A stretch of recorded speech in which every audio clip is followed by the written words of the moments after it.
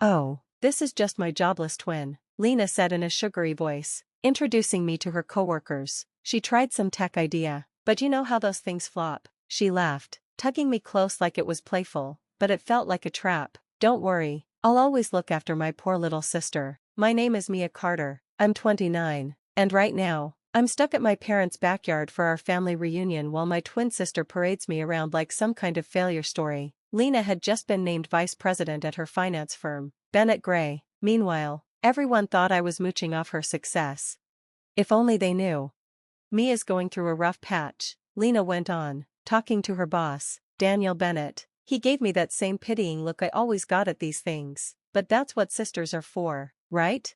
I sipped the fancy champagne. Lena had brought it to flaunt her promotion, and smiled. Not a fake smile, but a real one, because while Lena was busy acting like the perfect sister, she had no idea what was really happening at her company. You're so good to her, our mom said, patting Lena's arm. I don't know what Mia would do without you.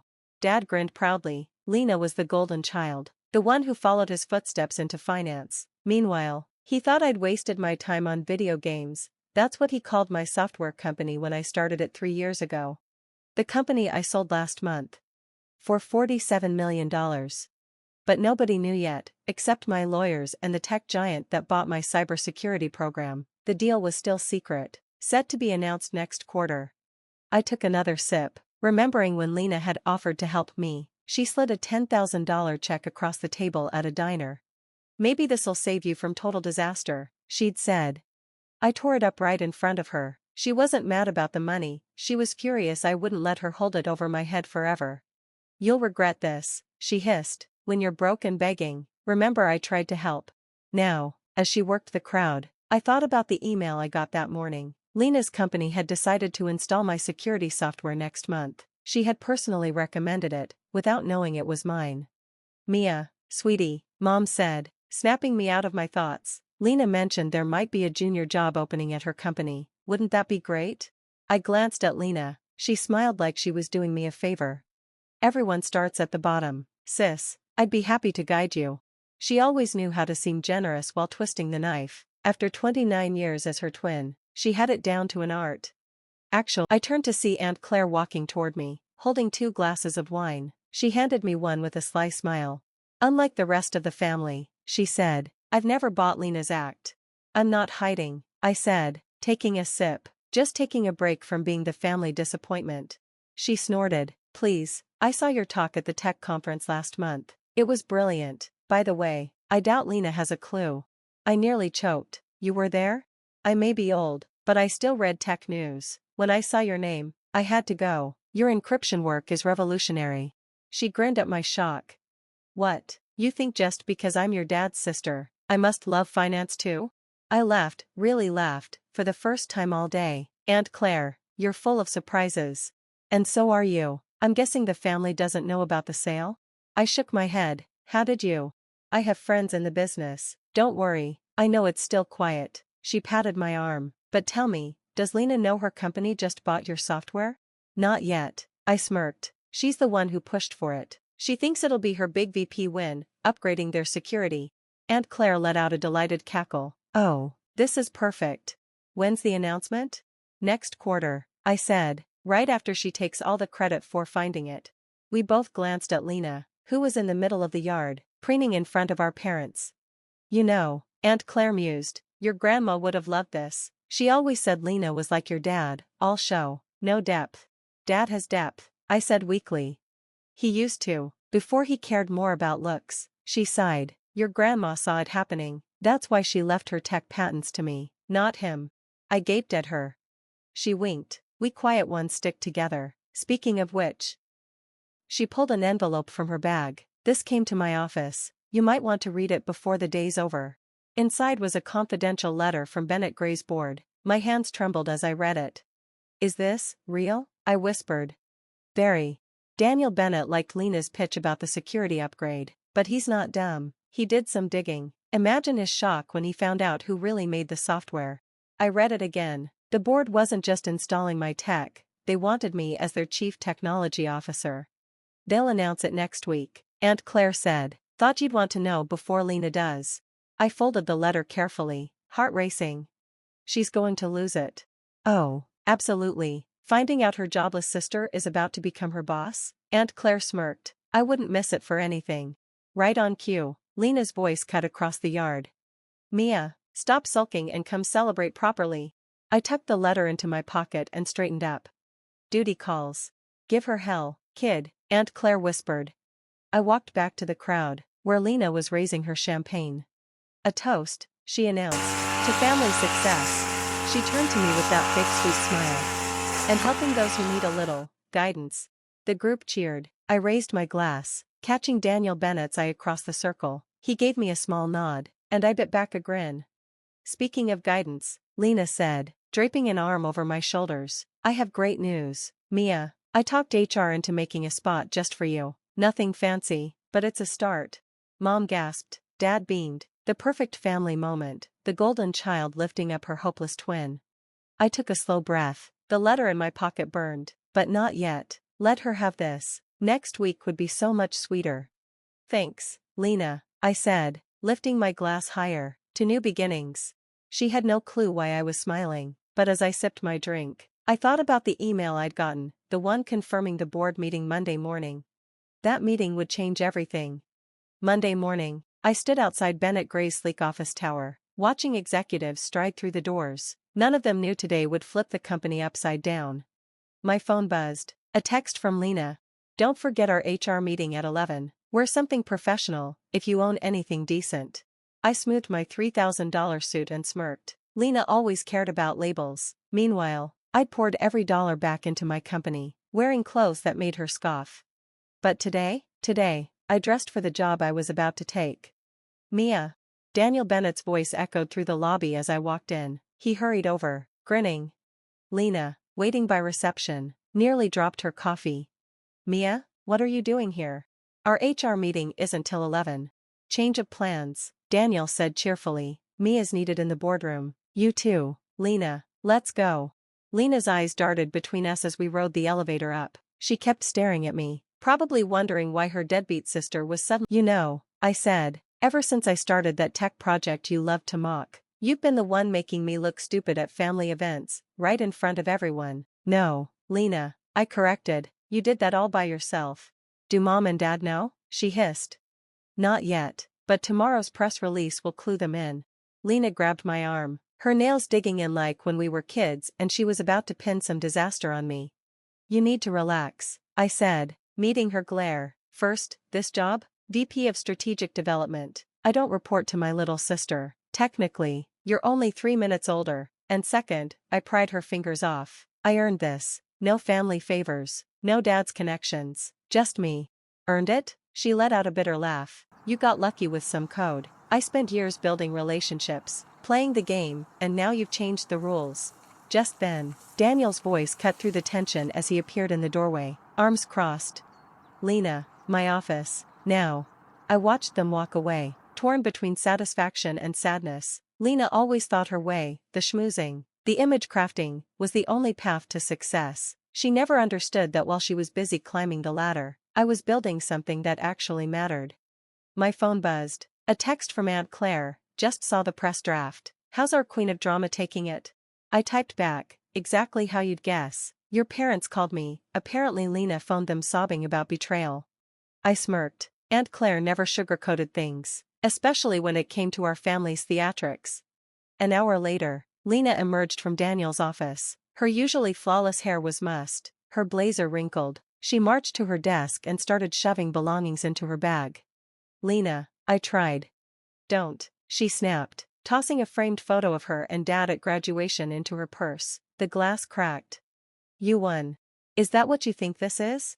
She whirled around. Then what is it? Payback? Humiliating me? Proving you're the better twin? It's about work, creating value. Not everything's a battle, Lena.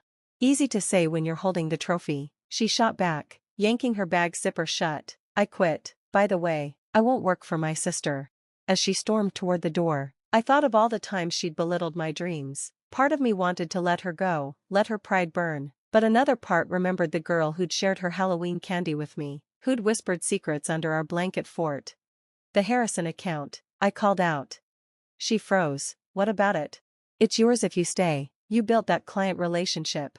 She turned slowly, suspicion warring with curiosity. And I'd still report to you on tech decisions? Yes, but you'd lead client strategy. You're great at that, when you're not too busy pretending you're perfect. For a heartbeat, I saw the old Lena, the one who'd helped me glue macaroni onto my kindergarten art project, who'd cheered loudest at my middle school science fair. I'll think about it, she muttered. That's all I ask. Later that night, I sat at my new desk, staring at the Boston skyline. My phone blew up with notifications, congrats, shocked emojis, and a predictably stiff text from Dad, dinner tomorrow to discuss opportunities. But Mom's message stopped me cold. I'm sorry I didn't see you, can we talk? I replied, dinner at Rose's tomorrow. Bring Lena, time for real talk. Success means nothing if your own family doesn't see you, even if they need a mirror shoved in their faces first. Rose's Italian kitchen. I chose Rose's, a cozy spot far from the finance district's stuffy steakhouses. No power moves here, just garlic bread and hard truths. I arrived early, nursing a Chianti while watching the door. Mom came in first, her usual polished armor replaced by nervous energy. Mia, she said, hovering, you look different. Like someone who doesn't need approval anymore? She winced. I read about your company, the valuation, the patents. Why didn't you tell us? Would you have listened? Or just compared it to Lena's latest promotion? Mom flinched. We never meant to. Yes, you did, I said softly. Every time Dad called my work cute. Every time you laughed when Lena mocked my nerd hobby. Before she could reply, Dad and Lena walked in. Lena had swapped her power suit for jeans but still wore her VP pin like a shield. Dad's smile was all boardroom charm. Mia, he said, sitting, your office hasn't returned my calls about investing in your next venture. Funny how my silly coding suddenly interests you, I deadpanned. Lena choked on her water. For a second, I glimpsed the sister who used to roll her eyes at Dad's posturing with me. The waiter brought bread. Silence thickened until Dad cleared his throat. I assume this dinner is about your new role at Bennett Gray? No, I said. It's about why you're only proud of me now that I'm worth millions. Dad's fork clattered. That's not. Isn't it? Lena interrupted, shocking us all. Face it, Dad, you'd still be calling her starving artist if she wasn't on Forbes' radar. Mom gasped. Lena and I locked eyes, and for the first time in years, it felt like we were on the same team. I leaned across the table. You're not proud, Dad. You're just mad I succeeded without your blueprints. I turned to Lena, and you're furious I won without playing your game. That's not, Lena started. It's a little true, Mom cut in. We all tore you down. Mia, for what? Because you didn't follow the script? Dad slammed his wineglass down. I offered her a VP track at my firm. Instead she coded in a garage and sold her company for millions. Lena went quiet, a first. Usually, she'd steamroll any conversation about my wins. Now, she just stared at her plate. I can't fake it anymore, she finally said, voice raw. You were incredible in that boardroom. You knew every answer, every detail. I've been pretending. You've been building. I blinked. Wait, Lena Mitchell admitting I'm good at something? She didn't bite back. I've been awful to you. At reunions, at work, my whole life. And the worst part? I didn't even realize how awful until today. Her fingers twisted her napkin. I'm not jealous of your money. I'm jealous you always knew who you were. Dad made a choked noise. Mom reached for him, but he pulled away. I gave you everything, he told Lena. Connections, expectations, pressure to be perfect. While Mia got to fail, Lena burst out. She got to try things. I had to be flawless from day one. Enough, Mom said, tears in her eyes. What do you want from us, Mia? An apology? A parade? I want us to stop performing, I said. No more perfect family charades. Lena's hand slid across the table. Her grip was gentle, no nails, no control, just warmth. I'd like that, and I'd like to stay at Bennett Gray, if the offer stands. It does, I said. You're still the best with clients, when you're not being a nightmare. She snorted, working on it. Dad cleared his throat. And my offer to invest in your next venture? Depends, I said. Are you investing as a dad or a businessman? He hesitated. I don't know how to just be your father anymore. Then we'll learn, Mom said softly. 6 months later, family reunion, same backyard, same oak tree, different family. Lena manned the grill, waving a spatula like a conductor's baton as she explained a client proposal. So if we integrate the API before Q3, OH God the burgers. I grabbed the tongs. Let me. No, I practiced. She flipped a patty, straight onto the grass. Dad chuckled from his lawn chair, retired firm pin glinting on his hat, just like your mother's famous blackened salmon. Mom threw a napkin at him. I took a cooking class. Aunt Claire smirked. Watching YouTube at 2x speed doesn't count. Lena bumped my shoulder, playful, not punishing. Remember your Tokyo presentation? When you bowed so hard you knocked over the CEO's water? Remember your first code commit? I shot back. Delete asterisk from clients? We both cracked up. Mom's eyes got misty. I'll never get used to you two like this. Dad pulled out an old photo, him and Mom at their first startup. Young and scrappy. Somewhere along the way, I forgot what it was like to build something yourself. His thumb brushed Lena's cheek. You're both so much braver than I was. A car crunched up the driveway. Marcus Anderson stepped out, juggling wine and programming textbooks. Lena smoothed her hair. Strictly professional, she muttered. I smirked. Tell that to your blush. She stuck out her tongue, a glimpse of the goofy kid before the corporate armor. Shut up, and thanks for not giving up on me. As Marcus awkwardly shook Dad's hand, Sir, I brought organic Merlot. I looked around. No more golden child, no more black sheep, just us, flawed, messy, but finally real. Lena tossed me the slightly charred burger. Partners? I caught it one-handed. Always. Please leave your comments. We're looking forward to your comments and channel subscriptions. See you in the next video. Thank you for watching till the end.